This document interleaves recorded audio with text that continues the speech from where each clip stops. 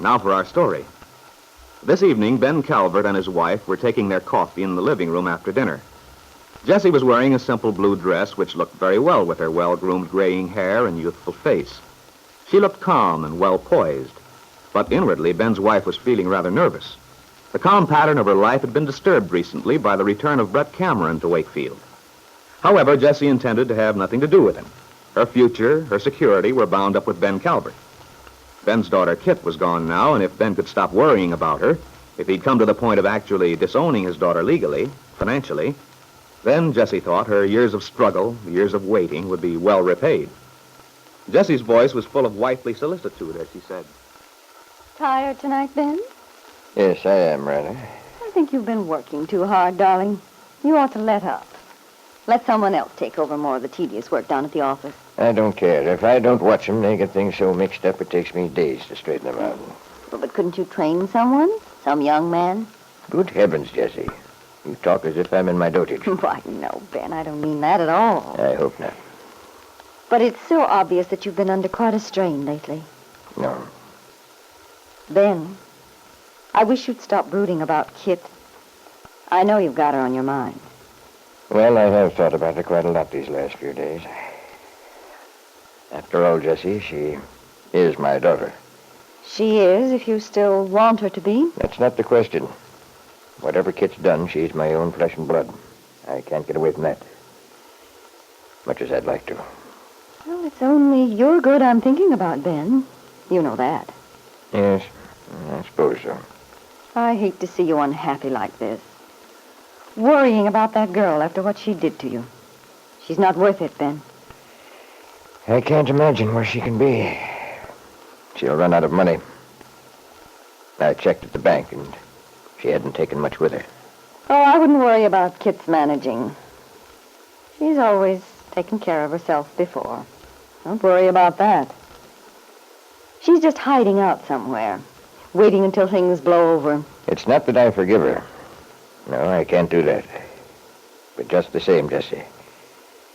As Farnsworth said to me that first night when I was so furious right after the trial, he said, a parent has a certain responsibility, regardless of the child's attitude. Perhaps Mr. Farnsworth was right, up to a certain point. And heaven knows you've more than discharged your responsibility to Kit. Mind you, I'm not saying she's not to blame. If she walked in the door right now, You'd probably forgive her and take her back. No, by thunder. No, I wouldn't. Whatever's happened to her, she has it coming. No, Jessie, I wouldn't lift a finger. It's just not knowing what's happened to her. Well, you mark my words, Ben. You'll hear from Kit sooner or later. And when you do, it'll be because she wants something from you. You can bank on that.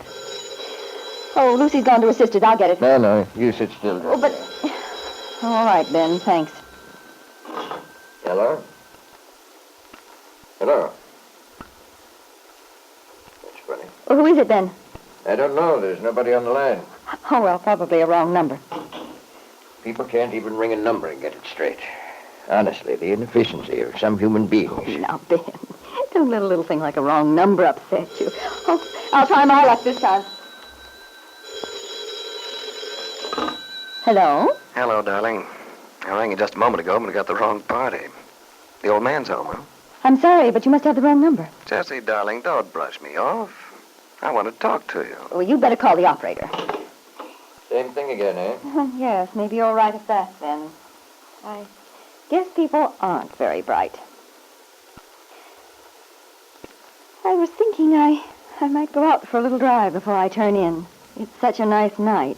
It's not a bad idea, Jessie. After I'm with you. A little fresh air might do me good. Well, that's fine, Ben. Oh, but wait a minute. I just remembered. What's that, Jessie?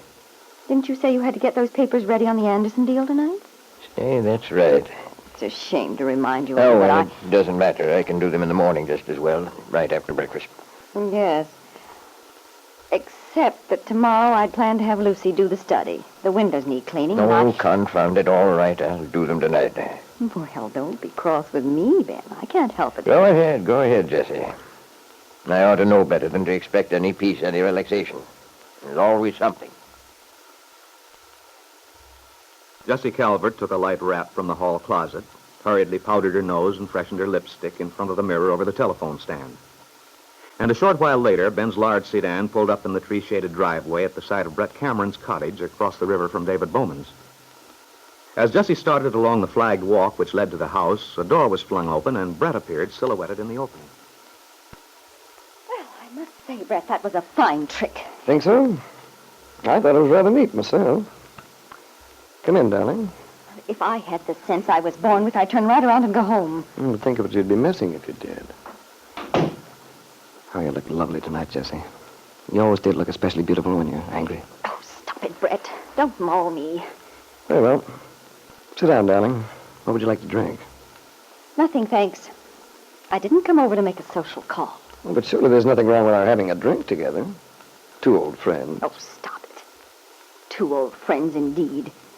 You make it sound so innocent. But, Jessie, isn't it? Ben wouldn't think so.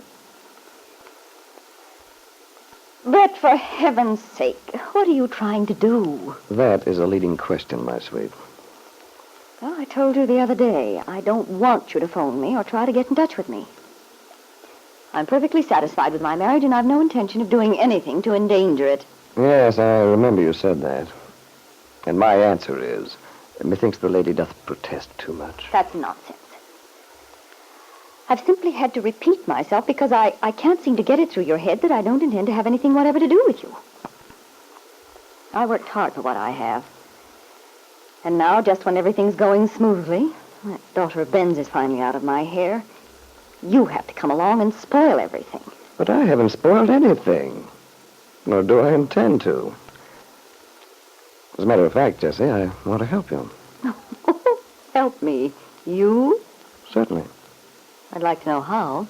Well, for one thing, I can help you to be happy. I am happy. Oh, you're not happy, my dear. You're simply living for the time when you can get your hands on all that nice money of Ben Calvert's. Meanwhile, you're utterly miserable. But you don't want to admit it. Oh, even if I were miserable, I fail to see what you could do about it. You might be surprised. I certainly would be. Don't be so cynical, Jessie. It doesn't become you. You're better as the firebrand type. Besides, Jessie, I usually manage to get what I want. Might even be able to get you what you want. What do you mean by that? Well, when you're in a more receptive mood, I'll tell you all about it. You talk like a fool, Brett. Why don't you come out and say what you mean? I'll do that after you come to your senses. You know, Jessie, you were never meant to live without some emotional warmth, some excitement. And you certainly don't get it from stodgy old Ben Calvert, my dear. Ben is my husband, and he... Yes, I know. But your main interest in Ben Calvert is in helping to read his will. To my wife, Jessie Calvert, I bequeath all my worldly goods. And in the meantime, you'll be all prim and proper, waiting for the happy day. And what if I am? But Ben's such a healthy man. He'll live for years and years. It's a pity. He'll be missing so much while he marked time. And I have just the solution. You think you're so clever. Well, I'm not interested. You will be, though. Come here, Jessie. Oh, no, you don't. Good night, Brett. Very well, Jessie. But you'll be back. Brett Cameron sank back in his easy chair, listening to the rich hum of Ben Calvert's car as Jessie roared out of the driveway. He smiled, sighed, and fell into a reverie, which apparently pleased him a great deal. Yes, Brett was thinking Jessie would come around to his point of view. Once he got over her uneasiness concerning his return, he'd explain his plan to her. Jessie was much too practical not to recognize the advantages of it.